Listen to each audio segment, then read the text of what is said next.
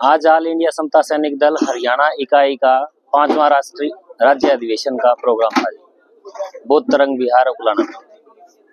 उसमें क्या कुछ रहा कार्यक्रम? आज इस कार्यक्रम में पुरानी कार्यकारिणी को भंग करके नई कार्यकारिणी का गठन किया गया है। तो इसमें किस किस को क्या क्या पद दिए गए हैं? पद के बारे में आप बताओ। पद के बारे में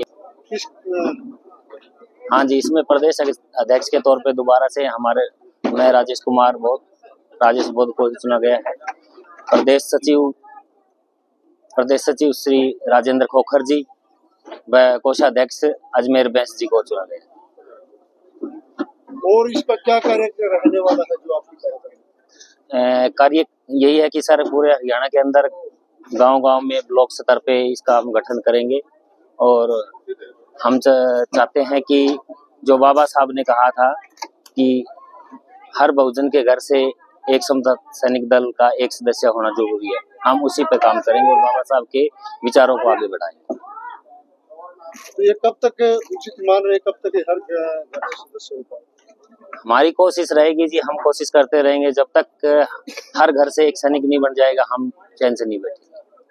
पहले जो आपका न्यूज चैनल है खबरों का सागर, मैं इस चैनल का बहुत बहुत आभार और धन्यवाद व्यक्त करता हूं कि हरियाणा प्रदेश में ऑल इंडिया समता सैनिक दल राज्य का हरियाणा द्वारा आयोजित 5वें राज्य स्तरीय अधिवेशन में कवर करने के लिए आए हैं और इस कार्यक्रम में हमें बतौर मुख्य वक्ता के तौर पे आमंत्रित किया गया, जिसमें मैंने समता सैनिक दल के महत्व, इतिहास और उसकी वर्तमान आवश्यकता पर प्रकाश डाला विस्तार रूप से और उसके सिद्धांतों पर विस्तार रूप से प्रकाश डाला।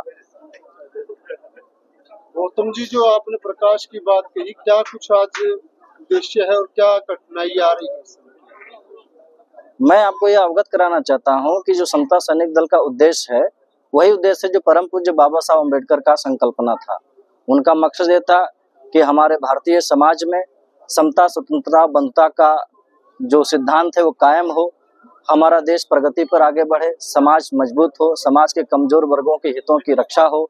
जो वर्तमान समय में जो कठिनाइयां आ रही हैं, सबसे पहले जो वो कठिनाइयां ये है, नंबर 1 कास्ट सिस्टम।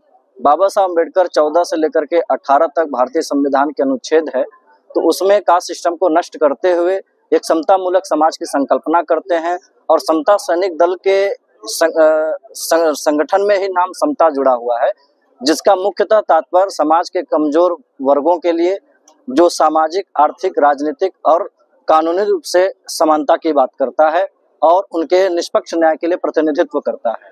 तो समता सैनिक दल मुख्यतः बाबा साहब अम्बेडकर के सपनों को साकार करने के लिए आगे है और अग्रसित हो रहा है, भूतकाल से लेकर के वर्तमान काल तक। और जो समता सैनिक दल के स्वर्णिम इतिहास रहा है, बहुत ही प्रेरणादायक रहा है और आगे भी इस तरह से अपना प्रेरणादायक छाप छोड़ता रहेगा। जी कुलदीप जी, सबसे पहले आपके चैनल को बहुत बहुत धन्यवाद। आज समता सैनिक दल का 5वां राज्य अधिवेशन यहाँ तरंग बुद्ध विहार उकलाना के अंदर संपन्न हुआ और इसके अंदर नई कार्यकारिणी का गठन किया गया और समता सैनिक का जो कार्य है अपने लोगों को जागृत करना, शिक्षा के क्षेत्र के बढ़ावा देना और अत्याचारों के खिलाफ जो कि आवाज उठाना, यही समता सैनिक दल का समानता पर आधारित हो और कानून के दायरे के अंदर रह करके जो कि कार्य करना रहेगा। और आगामी आप लोगों क्या आगे की रणनीति यही रहेगी, समता सैनिक दल की जो कार्यकारिणी के गठन है वो पूरे हरियाणा के अंदर जो है कि उसको करने की कोशिश करेंगे। यही हम समता सैनिक का आगे की रणनीति रहेगी। धन्यवाद। तो प्रदेश अध्यक्ष जी, एक पिप्पा के घर 100 लाठी देने का कार्य करूंगा।